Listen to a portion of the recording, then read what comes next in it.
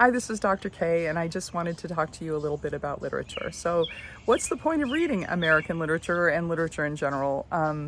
For me, it's always been a part of my life, so it's a no-brainer. But a lot of times my students will ask me, what the heck, what's the reason? What's the purpose of doing this?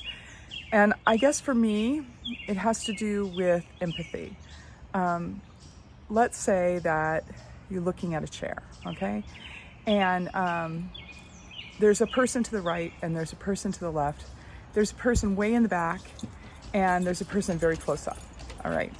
And then there's me, I'm standing behind the chair, all right? So I say to the person on the left, hey, tell me how many legs you see. And they say, I see 2 legs.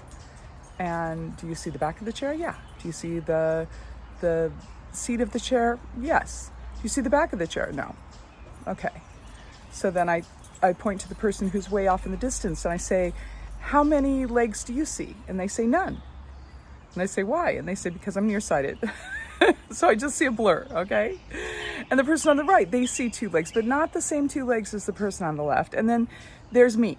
Okay, I'm standing right next to the chair, but I'm standing behind it. So I can see the seat and I can see the back, but I can't see the legs. So all of us have a different perspective. So let's say that the chair is a piece of literature. Now, all of us need to talk to each other in order to understand what the other person sees. Everyone sees something different. It doesn't mean that the thing that they see is not valid or correct.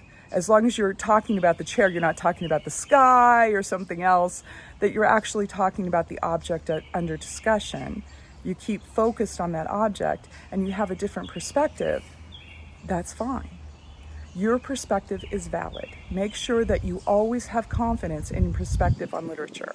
All right, the next thing is you have to understand that you have to talk to other people to understand their perspective. And as you understand their perspective, you gain empathy.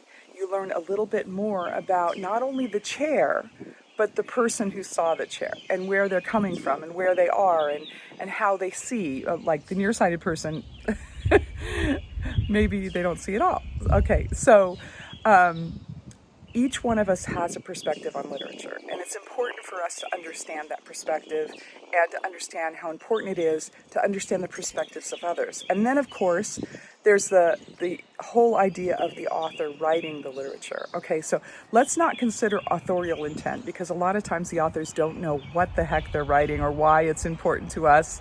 I'm sure that the very early American writers had no idea that we were going to become a country, that we were going to last as long as we did, the kind of government we have, the kind of people we have, even any kind of clue about the American identity. So authorial intent, it comes into play, but not necessarily.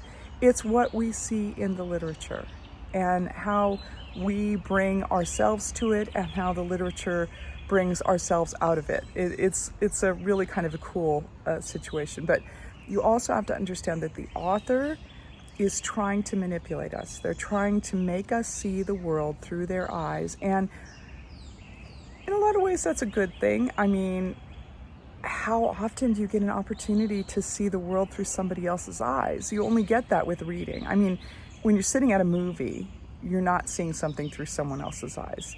You're seeing it through the director's eyes, through the eyes of the people who have produced the literature, but you're not seeing it through the author's eyes. If you're reading something, you have to interpret it.